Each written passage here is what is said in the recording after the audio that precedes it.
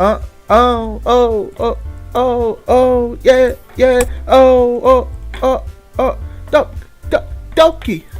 Hey everybody, thank you for coming back to this video and watching with me. Hope you guys liked the last video cause it was great.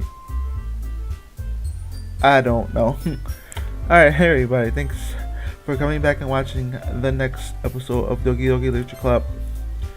Let's see where we left off. We left off here. Oh, that's right. We gotta pick the characters for the next poem. Well, let's look at Monica. Hi again, Richard. Hello, Monica. How's the writing going? Alright, I guess. I like that. I'll take that. Excuse me. As long as it's not going bad. I'm happy that you're applying yourself. Maybe soon you'll come up with a masterpiece. Haha. I wouldn't count on that. You never know. You never know. I want to share what I wrote for today.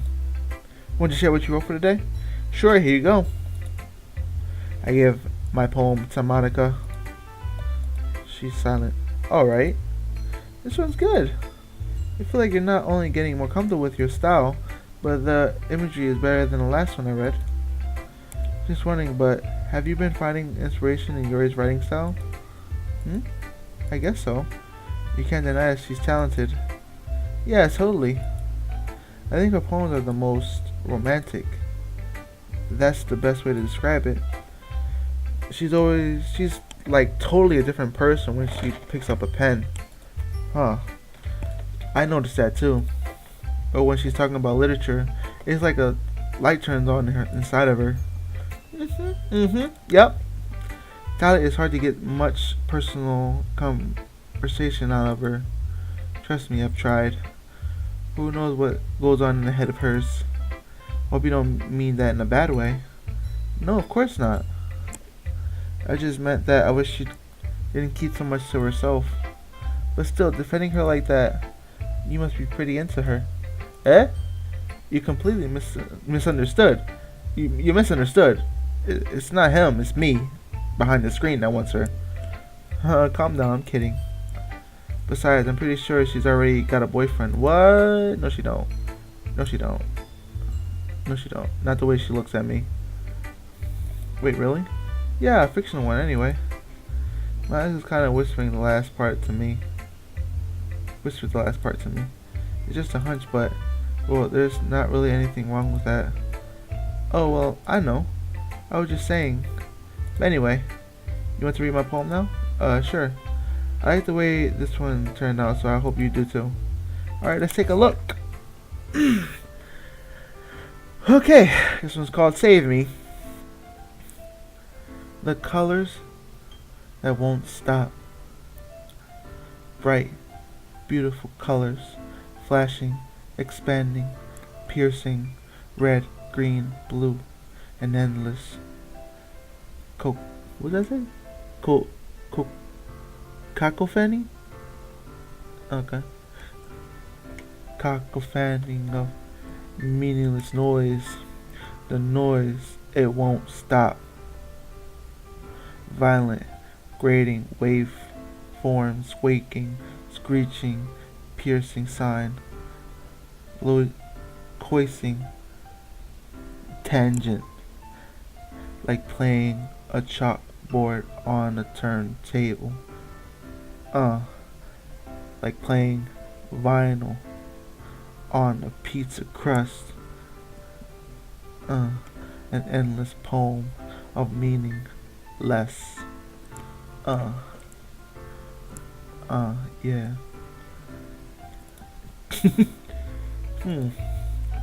It's even more abstract than your last one, huh? Okay. This is just the way I write. I'm sorry if you don't like it. No, I never said that. It's just kind of things I never really seen before, I guess. I kind of like playing with my space on the paper. Choosing whether, where, and how to space your words can really change the mood of the poem. It's almost like magic. Magic. The way I wrote the lines really short makes it like they're trying to speak over the voice. I see.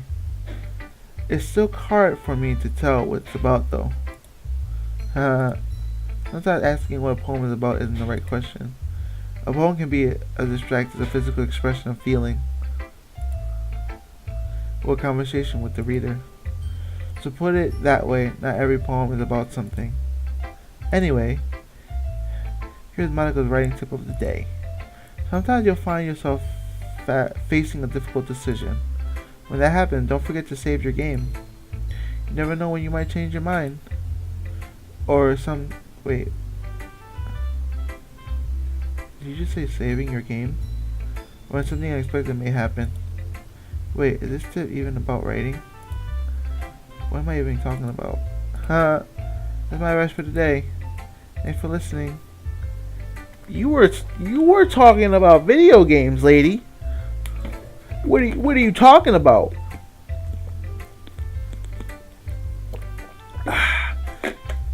Man, I am thirsty. Alright, now it's time for my my pizza crust stuffed cheese goddess. Oh yeah. Yuri. Hey baby, what's up? Let's see what you're written for. Let's see what you're written for today.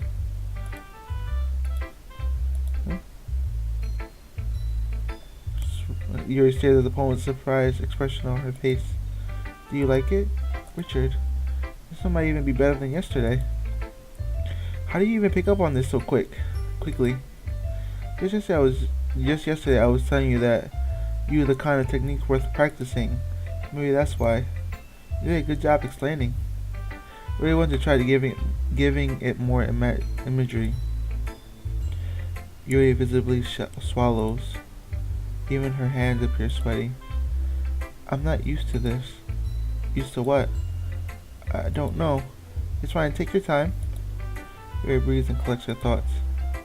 I know that Yuri likes to think before she speaks, so I offer that patience to her. Yeah, it's just being appreciated like this, I guess. It probably sounds really stupid, but seeing someone motivated by my writing, it just makes me really happy. Are you saying you've never shared your writing before? Yuri nods. Really? I don't believe it. I really only write for myself. And besides, people would just laugh at me. Do you really think that? Again, Yuri nods. Huh. Even your closest friends? Yuri doesn't respond to that. I wonder why. Anyway, do you want to share the poem you wrote today? Yeah, I do. If it's with you. Aw, snap. Okay. Okay. Let me just clear my throat. The raccoon. It happened in the dead of night while I was slicing bread for a guilty snack. My attention was caught by the scuttering of a raccoon outside my window. Excuse me. That was, I believe, the first time I noticed my strange tendencies as an unordinary human. I gave the raccoon a piece of bread. My subconscious... Crap, man. I don't know what's wrong with my throat. My subconscious, well aware of the consequences, well aware that a raccoon that is fed will always come back for more. The enticing beauty of my cutting knife was a symptom. The bread, my hungry curiosity, the raccoon, an inch. What did that say? I don't know what that says. The moon increments its phase, and reflects that much more light off of my cutting knife. The very same light that glistens in the eyes of my raccoon friend. I slice the bread fresh and soft. The raccoon becomes excited, or perhaps in merely projecting my emotions onto the newly satisfied animal. The raccoon has taken to following me. You could say that we've gotten quite used to each other. The raccoon becomes hungry more and more frequently, so my bread is always handy every time I brandish my cutting knife. The raccoon showed me its excitement, a rush of blood, classic Pavlovian conditions. I slice the bread and I feel myself again. Huh. Huh. I'm not gonna read too much into that poem. Seems kind of like a play on words. You know what I mean? I was a little more daring than yesterday. I can see that. It's a lot more metaphorical. I don't know if it's my fault, but I can begin to imagine what this poem is about. That's right. It's a bit closer to preference writing style. Using the poem as a canvas to express vivid imagery and convey emotion through them. Yeah, I take it at face value, then I can't even figure out what's supposed to mean. Well, I think it's something that different people can relate to in their own way. Once you express that way, it feels for me to indulge in my more unusual hobbies. It's those sort of things that I usually force to keep to myself. So I sometimes enjoy writing about them. Huh, that's funny. Did Nestle also write something about that? About someone being ridiculed for a strange interest? Yeah? She did? Yeah. She was talking about how it doesn't matter what you're into as long as you're not hurting anybody. She's right. I mean, does she really feel that way? Yeah. You two have that in common. That's interesting. To me, she seems like the kind of person who always makes fun of my hobbies. But I suppose that's my fault for judging, isn't it? Please don't tell her I said that. Don't worry, I have no reason to. Okay. Well, thank you for sharing with me. After all, if I hadn't learned to embrace my own weirdness, I would probably hate myself. I might be ranting a little bit now. I'm glad that you're a good listener. You're good at a lot of things. Writing, listening. There really aren't many people like you, Richard. That's exaggerating a little bit. It's just how I feel. I never thought I would feel so comfortable sharing my writing. But now, I also feel like I'm looking forward to it. It's just a really nice feeling. And yours too, thanks. What the freak? And you're to thank for that. And you're to thank for that. Okay. Sorry. It's nothing really. Yuri smiled sincerely at me. For just some more of her timidness seemed to disappear. Alright. Okay. Okay, everyone. We're all done reading each other's poems, right? I have something extra planned today, so if everyone could come sit at the front of the room. Is this about the festival? Well, sort of. Ugh. Do we really have to do something for the festival? It's not like we could put together anything good in a few days. We'll just end up embarrassing ourselves instead of getting any new members. That's a concern of mine as well. I don't really do well with last minute preparations. Don't worry so much. We're going to keep it simple, okay? We won't need much more than a few decorations. Surya has been working on posters and I've designed some pamphlets we can give out during the event. Okay, that's great and all, but that doesn't tell us what we're actually going to be doing for the event. Sorry. I thought you heard about it already. We're going to be performing. Performing? Monica? Yeah, we're going to be having a poetry performance.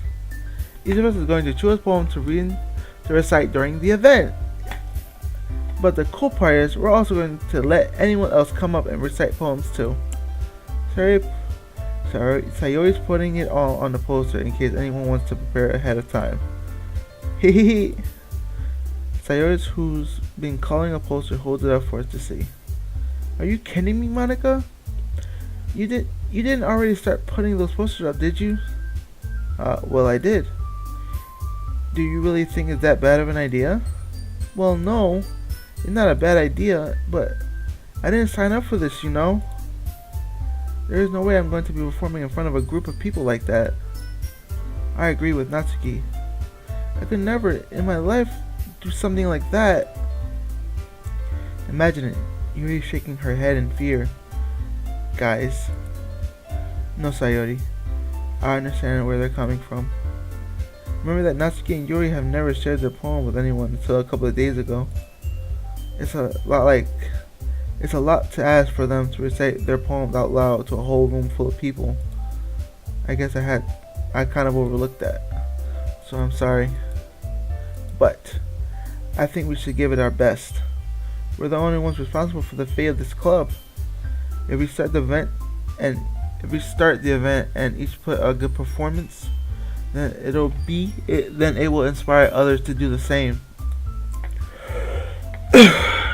And the more people who perform, the better we'll be able to show everyone what literature is all about. Yeah! It's about expressing your feelings, being intimate with yourself, finding new horizons, and having fun. That's right.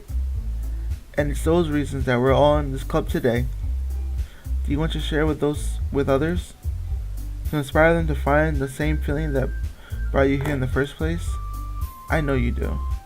I know we all do. And if all it takes is standing in front of a room for 2 minutes and reciting a poem, then I know you can do it.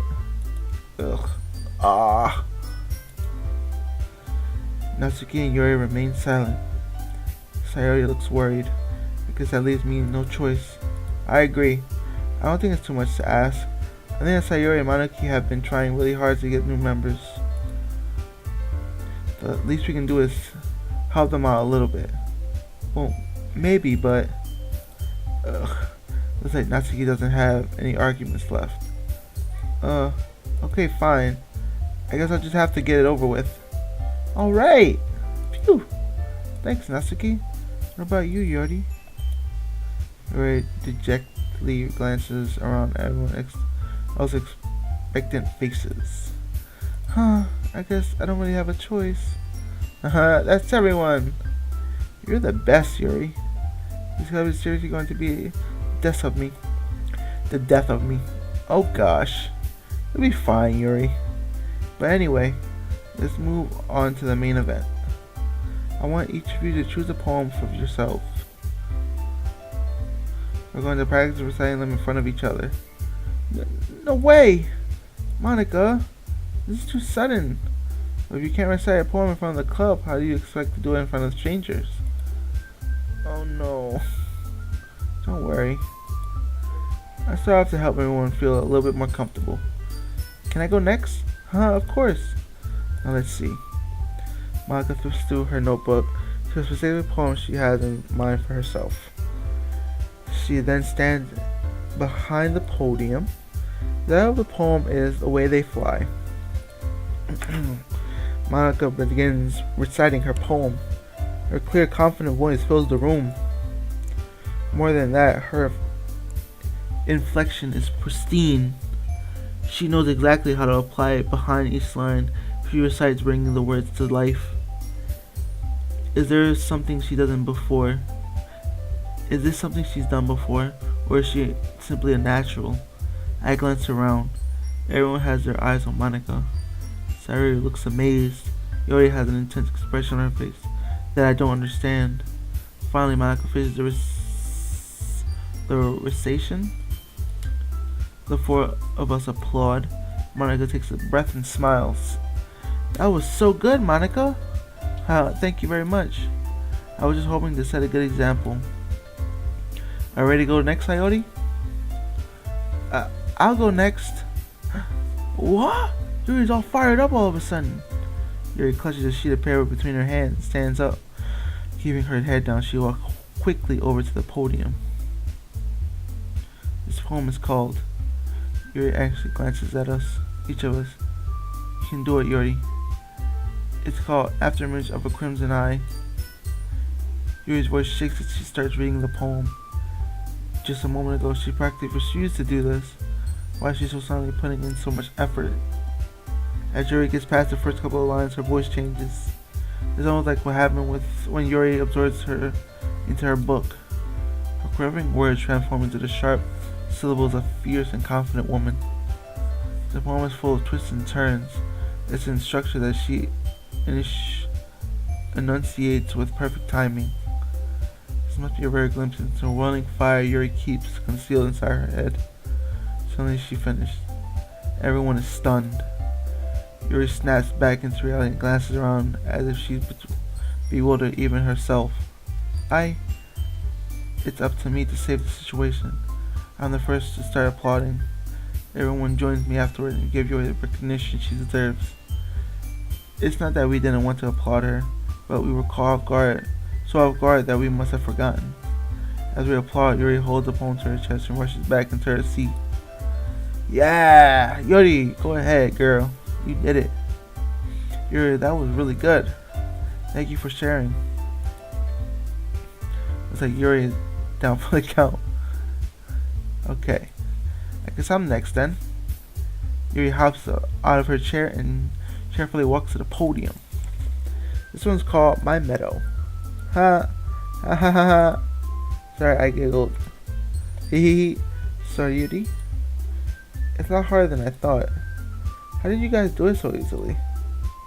Trying to think of it like you're reciting to other people. Imagine you're reciting it to yourself, like in front of a mirror or your own head. It's your poem, so it'll come out best that way. I see. Okay then. Sarah begins her poem. Somehow it feels like her soft voice was made as a perfect match. The poem isn't me aimlessly cheerful like Sayori is. It's serene and bittersweet. If I were to read this on paper, I probably wouldn't think much of it, but hearing it come from Sayori's voice almost gives it a whole new meaning. Maybe this is what Sayori meant when she said she's like my poem. She likes my poems. It's like I get to reach more deeply into someone I thought I knew through and through.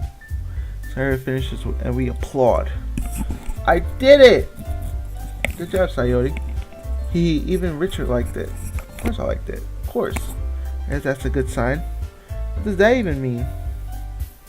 It came out nicely, Sayori. The atmosphere of the poem fits you really nicely. But it might be that other poems wouldn't work quite as well with that kind of delivery. I don't really understand. In other words, I've seen poems of yours where that sort of gentle delivery wouldn't work as well. They might need a little bit more force behind them depending on what you're reading. Oh, I know what you mean. I practice that kind of thing. It's just embarrassing to do it in front of everyone. Hee. Next time I'm going to make you pick a poem that challenges you a little more. We don't have much time before the festival, you know. Okay. Now who's next? Natsuki. Don't make me go before Richard. It's not like I can compare it to you guys anyway. Might as well let Richard lower everyone's standards a little bit before I have to Natsuki. It's fine. Might as well get it over with. But it's not like I have much of a section of what to read. I'll just have to go with what I wrote for today. I stand up and step in front of the podium. Everyone has their eyes on me, making me feel terribly awkward. Oh God! Oh! I recite my poem. Since I'm not exactly confident in my own writing, it's hard to put energy into it. Despite that, once I finish, I receive applause anyway. Sorry, I'm not really as good as everyone else. Don't worry about it so much. I think it's less about your ability and more about your lack of confidence in your writing. That's something that'll improve over time, though. Yeah, maybe. Alright then. That just leaves you, Natsuki. Yeah. I'm going. Natsuki begrudgingly gets out of her seat and makes her way to the podium. The poem is called. It's called. Why are you all looking at me because you're presenting? Anyway, the poem is called Jump. Natsuki takes a breath. When she started reciting the poem, her sour attitude disappears a little. While she is still a little unenthused, her poem has a rhythm and rhyme to it. It's Natsuki's trademark style, and it works surprisingly well when spoken out loud. The word feels like they bounce up and down, as if giving life to the poem. Natsuki finishes, and everyone applauds. She shuffles back to her seat. That wasn't so bad, was it? Easy for you to say. You better not make me do that again. Ah, well, do you at least feel prepared enough to recite a poem in front of other people? I mean, doing it in front of other people will be way easier. I can put on whatever face I want for other people, but when it's just my friends, it's just embarrassing. That's surprising, Natsuki. I think it would be the other way around for me. Well, that's just how it is, so I guess in that case, you won't have much to worry about for the festival. That said, I want to thank everyone for coming, though. Oh, on that note, I'm gonna save it. Ooh, yeah, that was pretty good. We're coming along on that story. Hopefully, in the next episode, it'll get juicy like a fine steak.